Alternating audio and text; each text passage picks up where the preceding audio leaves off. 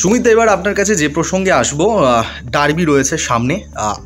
এই ডার্বি ঘিরেও অনিশ্চয়তা, কলকাতায় হবে কি হবে না, নানান মতবিরোধ চলছে। পরপর 6 মাসের মধ্যে দুটো ডার্বি কলকাতাতে যদি না হয়, সেটা নিঃসন্দেহে কলকাতা ফুটবলের জন্য একটা খারাপ বিজ্ঞাপন। কিন্তু তাও পরিস্থিতির অনুযায়ী সেটা আবার পরিস্থিতি মতন চলতে হয় সব কিছু কিছু কিছু কারণে। তবে ডার্বি যদি বাইরে চলে যায়, সেক্ষেত্রে নানান অপশান রয়েছে। উড়িষ্যা, জামশেদপুর, এই দুটো অপশানই বেশি ভাবা হচ্ছে। তো সেক্ষেত্রে ধারাবাহিকভাবে এখন মোহনবাগান ইস্টবেঙ্গল আইএসএলে যেভাবে খেলে আসছে, কোন দলের অসুবিধে সব থেকে বেশি হবে যদি বাইরে চলে যায় ডার্বিটা? বিশেষ করে একটা ডার্বি মানে একটা আলাদা একটা পাওয়ার থাকে, ডার্বির আলাদা একটা মানে আবেগ থাকে। এই ম্যাচটা সম্পূর্ণ আর ভিন্ন 5টা ম্যাচের থেকে একদমই আলাদা। তো কোন দল একটু এগিয়ে থাকবে যদি বাইরের মাঠে হয়, আর বাকি পিছিয়ে থাকবে, একটু যদি বিশ্লেষণ করো। নাম্বার 1 পয়েন্ট, এই 11 তারিখের যে ডার্বিটা আছে, এই ডার্বিটা কলকাতায় হচ্ছে না। এটা দর্শকদের কাছে খুবই, যদি না হয়ে থাকে, এখনো কনফার্ম না, যদি না দর্শকদের কাছে এবং ফুটবল কমিউনিটি যারা ফুটবল স্পোর্টস ভালোবাসে তাদের কাছে খুব হতাশজনক। কিন্তু গভর্নমেন্টের এখন যে পরিস্থিতি, এই যে আমাদের সাগরে মেলা প্লাস আনুষঙ্গিক অনেক কিছু প্রবলেম, যেগুলোর জন্য পুলিশ খুব সিরিয়াসলি ডিল করতে পারবে কিনা, প্লাস ডার্বিতে অত পুলিশ দিতে পারবে না, এইসব কারণে যদি ডার্বিটা কলকাতায় না হয় তাহলে দর্শকরা খুব হতাশ হবে। কেন এরকম পরপর দুটো ডার্বি কলকাতা থেকে সরে গেল। এই ডার্বি হচ্ছে আমাদের ফুটবলের একটা হৃৎপিণ্ড বলতে পারো, যে ফুটবল স্পোর্টস ফ্র্যাটার্নিটির কাছে এই ডার্বিটার একটা মানে খুব বড় একটা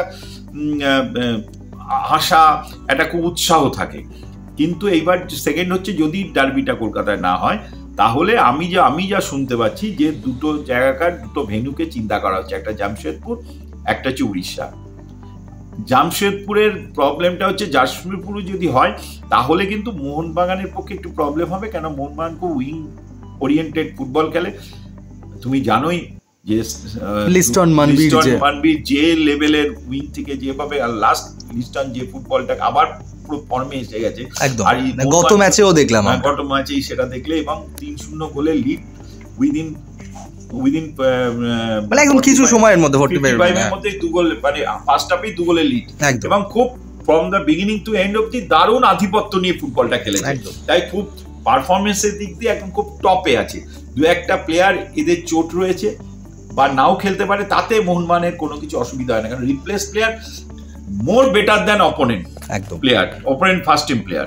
এবার ইস্ট বেঙ্গলের দিক দিয়ে জামশেদপুর খেললে একটা সুবিধা হবে, যেহেতু ছোট মাঠ সেটাই খেলবে। কিন্তু ইস্ট বেঙ্গলের মেন প্রবলেম আছে হচ্ছে যে মেইনলি হাফ লাইনে দু একজন প্লেয়ার আছে যারা খেলতে পারবে না, যাদের উপরই ডিপেন্ড করছে ইস্ট বেঙ্গলের ফুটবল টিমটার অনেকখানি। ডিফেন্স নিয়েও বেশ চিন্তা রয়েছে, ডিফেন্স নিয়ে তো মানে বরাবরই চিন্তা রয়েছে। তাই ইস্ট বেঙ্গলের পক্ষে এইটা কি হবে আমার বলা মুশকিল। তবে উড়িষ্যায় যদি খেলা হয়, একটা লাক ফ্যাক্টর যদি প্লে করে, তাহলে দেখবে উড়িষ্যায় ফেডারেশন কাপ চ্যাম্পিয়ন হয়েছিল, উড়িষ্যায় লাস্ট তোমার super cup champion east Bengal হয়েছিল। তাই একটা মাঠের একটা যদি লাক প্লে 5% লাক প্রায় ইস্ট বেঙ্গলের ফেভারেই গেছে। তাই আমার মনে হয় যদি উড়িষ্যায় হয়, আমরা সুপার কাপ ডার্বিতেও আমরা দেখেছিলাম জিতেছিল। হ্যাঁ, তাই এই অবস্থায় চিন্তা করে আমার যেটা মনে হচ্ছে যে যদি ইস্ট বেঙ্গল ক্লাব ডিফেন্স লাইনটা খুব কম্প্যাক্ট রাখতে পারে, এবং ক্লেটন যে ফরওয়ার্ড লাইনে খুব ভালো পারফরম্যান্স হচ্ছে, ওর কাছে আমি এক্সপেক্টই করিনি ও এত ভালোভাবে লোড নিচ্ছে। ওভারঅল যদি বাইরে চলে যায় খেলাটা, তখন আর দর্শকদের ওই প্রেশার, দর্শকদের ওই আওয়াজ হয়তো বেশি হবে না, কিন্তু খেলাটা আমার মনে হয় তখন 50-50-তে চলে যাবে। আমি বলতেই পারবো না যে কে জিতবে কে হারবে। হ্যাঁ, ভারে কিন্তু তুমি যতই বলো, ভারে মোহনবাগান এগিয়ে আছে, কিন্তু সেদিনের পারফরমেন্স আর ইস্ট বেঙ্গলের ফ্লেভার যা আছে তাতে খেলাটা ফিট। কারণ অস্কার জামানায় কিছুটা ইস্ট বেঙ্গল একটু অস্কার এই কোচই আমি চেয়েছিলাম। তোমাকে আমি একটা কথা বলি, তোমরা আগের কোচ নিয়ে যে কথাগুলো আমাদের শুনছিলাম, আমি মনে আমি তোমাদের ওখানেও বলেছি যে কোচ সবসময় পেছনে থাকবে। কোচ গ্ল্যামারের নায়ক হতে পারে না, নায়ক হতে পারে প্লেয়াররা। আজকে সঞ্জয় সেনকে দেখো, এই যে সন্তোষ ট্রফি জিতলো, কোনোখানে কি মনে হয়েছে সঞ্জয় সবসময় সামনে এসে লিড করছে? করে না। কোচ কেন লিড করবে? কোচ করবে, প্লেয়াররা লিড করবে, স্ট্রাইকার লিড করবে, গোলকিপার লিড করবে, ডিফেন্স লিড করবে। গ্ল্যামারটা যদি হয় ওই যারা খেলছে তাদের কাছে, কোচ নেপথ্যে কাজ করবে। ভাস্কর হচ্ছে সেই গাছের কোচ। আমার মনে হয় এনাকে ঠিকঠাক ভাবে রাখা উচিত ইস্ট বেঙ্গলে।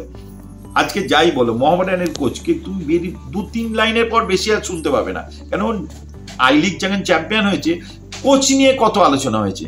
কোচকে সবসময় তুমি মোহনবাগানের কোচকে দেখো না, বেশি উনি দাপাদাপি করেন না, কারণ পারফরমেন্সই ওনাকে বুঝিয়ে দেওয়া উচিত যে উনি কত বড় কোচ। ভাস্কর সেই লেভেলেরই একজন কোচ, নিশ্চয়ই অনেক স্ট্র্যাটেজি জানেন, উনি টিমটাকে অনেকভাবে টার্ন করিয়েছে, তাই খেলাটা খুব উপভোগ্য হবে এবং আমি বলতে পারবো না কে জিতবে।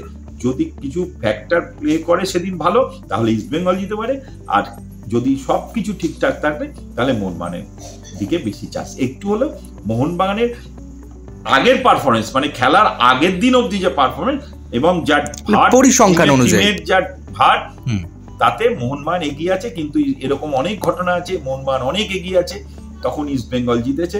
একদম তোমার আকবরের গোল 69-এ যে গোল মোহনবাগানে হয়ে করেছিল, সারাক্ষণ ম্যাচে ইস্ট বেঙ্গল ভালো খেলেছিল, পুরো ম্যাচটা ইস্ট বেঙ্গলের ছিল, কিন্তু মোহনবাগান জিতে গেছিল। তাই ইস্ট বেঙ্গল ম্যাচের অনেক উদাহরণ আছে, ওই দিনের পারফরমেন্সের উপর অনেকখানি টিম করে। আরেকটা জিনিস, ইস্ট বেঙ্গল এবার খেলছে, এই লাস্ট 5-6টা ম্যাচ দেখছি ইস্ট বেঙ্গল দলগতভাবে খেলে, ইউনাইটেডলি খেলে, যেটা আগে ইস্ট বেঙ্গল আমি দেখিনি, কিন্তু এই 5-6টা ম্যাচে আমি দেখছি ইস্ট বেঙ্গল দলগতভাবে খেলছে এবং ইউনাইটেডলি খেলছে, ইস্ট বেঙ্গলের মতো খেলছে। তাই এই ম্যাচটা খুব উপভোগ্য হবে এবং আমি বলছি আমার খুব ইচ্ছা আছে এই ম্যাচটা যেখানেই হোক আমার যাওয়ার, আমি চেষ্টা করব যাওয়ার। একদম, অসংখ্য ধন্যবাদ সুমিত দা।